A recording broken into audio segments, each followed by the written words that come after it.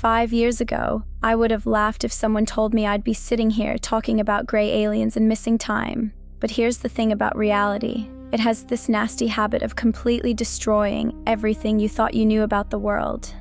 My name is Linda, I'm 39 years old, and I'm a veterinarian working at Desert Springs Animal Hospital in Fountain Hills, a small town about 30 minutes northeast of Phoenix, Arizona. I've spent my entire career dealing in facts, diagnosing diseases, reading x-rays, saving lives through science. But on the night of July 8th, 2018, science couldn't explain what happened to me. I grew up in a military family. My dad was stationed at Luke Air Force Base, and skepticism was basically our family religion. When kids talked about monsters under their beds, I was the one explaining shadows and imagination. When my college roommate swore she saw a ghost, I gave her a lecture about sleep paralysis and sleep deprivation. I chose veterinary medicine because animals don't lie, they don't make up stories or create drama. A broken bone shows up on an x-ray, heartworm appears in blood tests. Internal bleeding reveals itself through specific symptoms. Everything has an explanation, a treatment, a logical solution.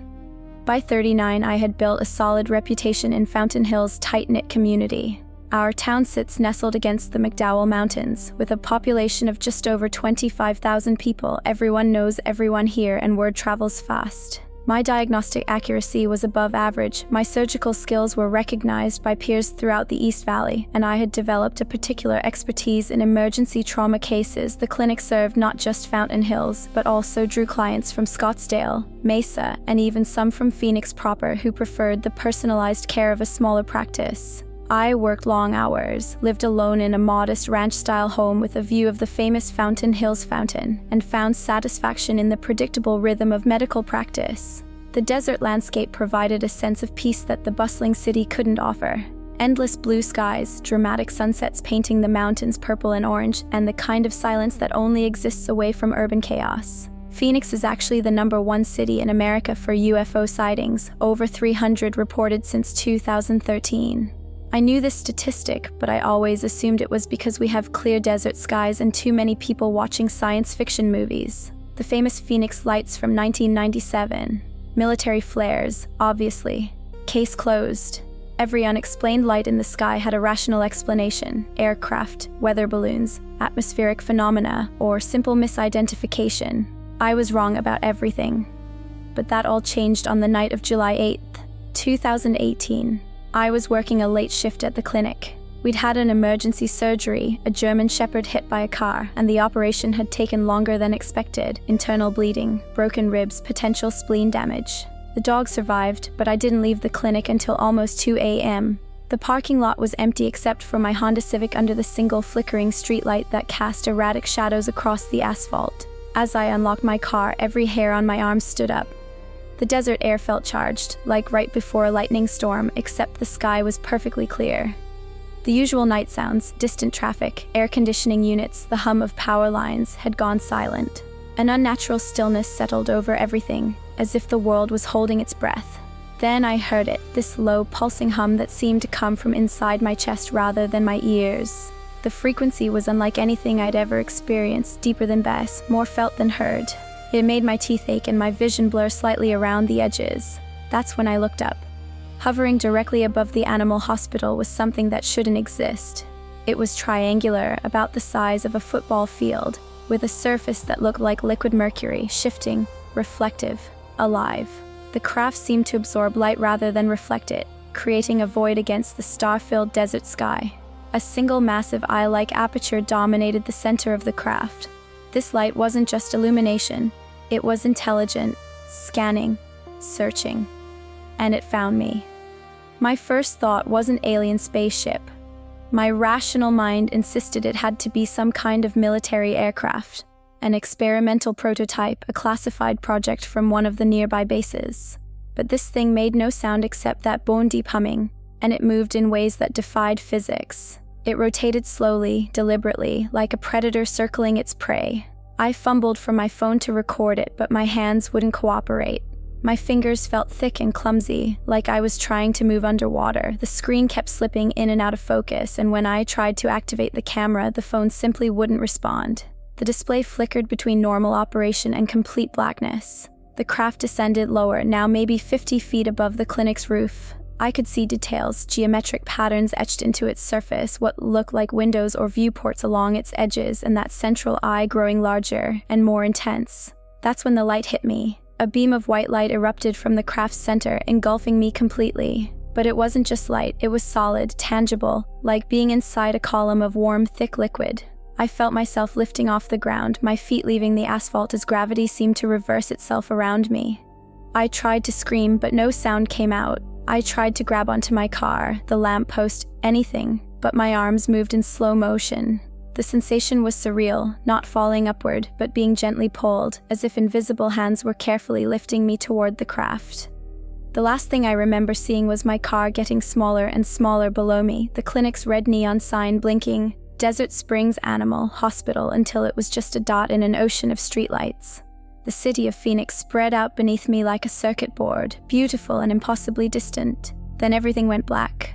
When consciousness returned, I was lying on something that felt like metal but was warm and soft somehow, conforming to my body like memory foam, but with a subtle energy that seemed to pulse in rhythm with my heartbeat.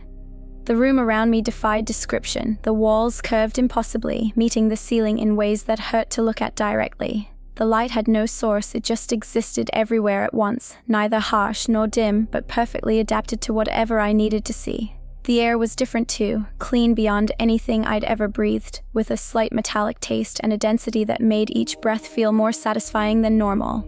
Temperature was perfect, as if the environment was constantly adjusting to my comfort level. That's when I saw it. A being stood at what I assumed was the far end of the room, though distance and perspective seemed fluid in this space. It was tall, maybe 6.5 feet, with elongated limbs and skin that looked almost translucent, showing faint patterns of what might have been circulatory systems beneath the surface. Its head was larger than human proportions should allow, with a smooth dome-like cranium that seemed to pulse with soft bioluminescence. But the eyes were massive, dark, and ancient. Not the simple black orbs of movie aliens, but complex, multifaceted structures that seemed to contain depths I couldn't comprehend. When it looked at me, I felt exposed in ways that went beyond physical nakedness. It was reading me, analyzing me, understanding me at levels I didn't even understand myself. The being moved with clinical precision, each gesture deliberate and purposeful. This wasn't curiosity or malice. This was medical procedure. The being approached with an instrument I'd never seen before, something that looked like a cross between a telescope and a living organism. The device was perhaps 3 feet long, with a lens or aperture at one end that seemed to be composed of the same dark, complex material as the being's eyes. This was the big eye. Not just a tool, but an extension of the entity's consciousness. But before the examination could begin, I felt something warm and viscous spreading across my skin. Starting from my scalp, a translucent gel began coating my entire body. It wasn't applied. It simply appeared, seeping from the air itself, or perhaps from the surface I was lying on. The substance covered me completely, from the crown of my head to the tips of my toes, leaving no area untouched. The gel was neither unpleasant nor comfortable. It simply was. It felt alive, responsive, adjusting its consistency and temperature as it spread.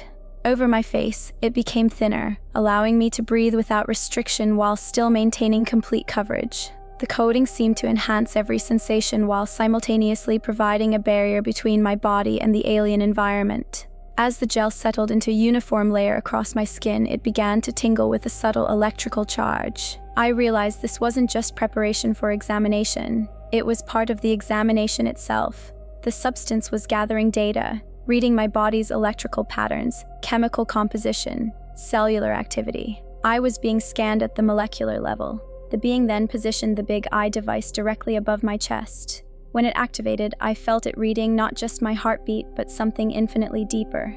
The device seemed to peer through me, analyzing my memories, my thoughts, my very essence.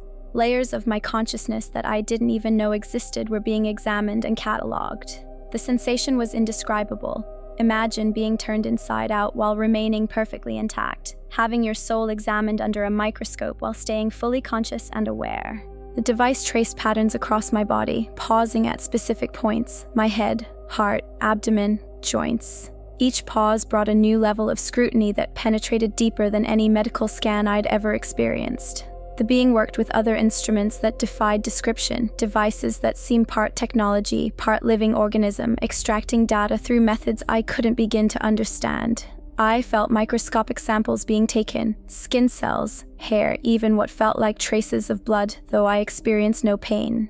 The gel seemed to facilitate this process, concentrating at certain points to enable the collection. During the entire procedure, I caught fragments of communication, not words, but pure information flowing around me. The being was processing what it found. Genetic markers optimal, neural pathways developed, reproductive system viable, cellular regeneration capacity within parameters. Subject demonstrates required psychological resilience. The being suddenly focused on me with those enormous eyes. When it spoke, the voice appeared directly in my mind, bypassing my ears entirely. You understand now why you were chosen. Chosen for what? I managed to think back. Your profession gives you knowledge of biology, genetics, reproduction. Your age provides optimal physical and mental development. Your psychological profile indicates necessary adaptability. You will comprehend what others cannot. It showed me images, not on screens but projected directly into my consciousness. I saw vast facilities hidden beneath the Earth's surface. Chambers filled with technology beyond our understanding, laboratories where the boundaries between science and what we might call magic blurred beyond recognition. We have been observing your species for millennia. Your planet faces critical changes within the next few decades. Climate shifts, resource depletion, technological warfare, social collapse, multiple extinction scenarios converging. We offer an alternative path. I woke up lying on the hot asphalt next to my car at 6:47 a.m. The morning sun was painting the desert sky in brilliant oranges and purples, and early commuter traffic was beginning to build on the distant highway. My car keys were still clutched in my hand, my clothes were surprisingly clean despite lying on the parking lot, and my skin felt unusually soft, though I couldn't remember why. Nearly 5 hours had vanished from my life. The only evidence was a small circular mark on my left shoulder. Perfectly round, about the size of a dime. The skin was slightly discolored, with a faint metallic sheen that caught the light. When I touched it, I felt a slight electrical sensation, like a mild static shock that pulsed in rhythm with my heartbeat. That afternoon, I examined the mark under a microscope at the clinic. Embedded under my skin was a tiny metallic object no bigger than a grain of rice. When I tried to remove it with surgical tools, it moved. Not randomly, deliberately, like it was avoiding extraction. I ran every test I could think of. The metal composition was unlike anything in our periodic table. Under high magnification, it appeared to have moving parts, microscopic machinery that pulsed with the same rhythm as my heartbeat. X-rays showed it was connected to my nervous system through hair-thin filaments that extended toward my spine and brain. But when I woke up the next morning, everything had changed. The mark on my shoulder had faded to nothing more than a slightly pink spot. When I examined it under the microscope again, the metallic object was gone, completely dissolved. No trace remained except for a microscopic crater in my tissue that was already healing. I ran test after test, searching for any evidence of what I had seen the day before. Nothing. It was as if the implant had never existed, dissolved overnight by some unknown process that left no residue, no chemical signature, nothing. Over the following weeks, I experienced changes unlike anything I'd ever known. My diagnostic abilities became uncanny. I could look at an animal and instantly know what was wrong with it, sometimes before symptoms appeared. My success rate jumped to nearly 100%. Colleagues began referring their most difficult cases to me, amazed by my seemingly supernatural intuition. But the changes were temporary. After about 6 weeks, the enhanced abilities began to fade. The crystal-clear diagnostic insights became cloudier, less certain. By 3 months after the encounter, I had returned to my normal level of veterinary competence. Good, but not miraculous. The dreams were the same. Every night for weeks, I saw images of vast underground facilities, chambers filled with technology I couldn't understand, and a sense of preparation for something immense. But as my enhanced abilities faded, so did the dreams. The vivid nightly visions became occasional flashes, then rare glimpses, then nothing at all. The being had planted something in my mind along with that device in my shoulder. But when the implant dissolved, It took most of the extraordinary knowledge with it, leaving behind only fragmentary memories and a growing sense that perhaps none of it had been real. During those extraordinary weeks, I started researching, carefully and quietly. I found others, doctors, scientists, teachers, all with similar experiences, all with the same small marks that had mysteriously disappeared, all experiencing the same temporary changes that faded as completely as they had appeared. Dr. Rachel Hoffman, the trauma surgeon who examined my consultation, found her own mark had vanished overnight just as mine had. She admitted she'd been having similar dreams and diagnostic abilities, but like me, everything faded within months. We began comparing notes, finding patterns in our experiences that suggested something larger, more coordinated. But as our abilities disappeared, so did our certainty. Without the physical evidence, without the enhanced perception, we were left with nothing but memories that seemed increasingly dreamlike and unreal. About 2 years after the first encounter, I experienced something I can only describe as either a second contact or the strangest dream of my life. The distinction has become impossible to make. The signs began manifesting over several days. I would wake with clear mental images of the clinic parking lot. My sleep patterns shifted without conscious effort, and I found myself craving the same mineral-rich foods I had desired before the first encounter. The faded scar on my shoulder began to tingle, though there was no longer anything beneath the skin. On the appointed night, I drove to the clinic with an inexplicable certainty about what would happen. I parked in the exact same spot, turned off the engine, and waited. The silence descended first, that unnatural quiet where even the insects seemed to hold their breath. I was sitting in my car, watching the empty parking lot when the streetlight above me began to flicker erratically. The light grew brighter and brighter, far beyond its normal intensity, casting harsh shadows that danced wildly across the asphalt. Then it exploded. The bulb shattered in a shower of sparks and glass fragments that rained down on my car. The sudden darkness was absolute, and the shock of the explosion sent me stumbling out of my vehicle. I must have hit my head on the car door or the pavement, because the next thing I knew, I was lying on the ground with a splitting headache and the taste of blood in my mouth. But in that unconscious state, I found myself back in that impossible room, face to face with the being again. You have had time to process the initial contact. It communicated directly to my mind. Now you must choose your role in what follows. What kind of role? You can forget, it told me. We can remove your memories, extract all traces of our interaction, return you to your previous existence. You will live normally until the transition occurs naturally. Or, you can remember. You can prepare others. You can help your species understand what approaches so the change is less traumatic. You will serve as a bridge between what humanity was and what it must become. The being showed me what forgetting would mean. I saw myself waking the next morning with no memory of either encounter. All traces would be gone, my brief abilities would be explained away as coincidence, and I would return to my ordinary life as a veterinarian. I would be happy, unaware, and ultimately unprepared for the massive changes coming to our world. But if I chose to remember, I would carry the burden of knowledge that few humans possessed. I would know what was coming and be responsible for helping others prepare, even though most would not believe me without proof. The transition will happen whether you participate or not, the being explained. Your choice determines only whether your species faces it with understanding or in ignorance. I made my decision without hesitation. I choose to remember.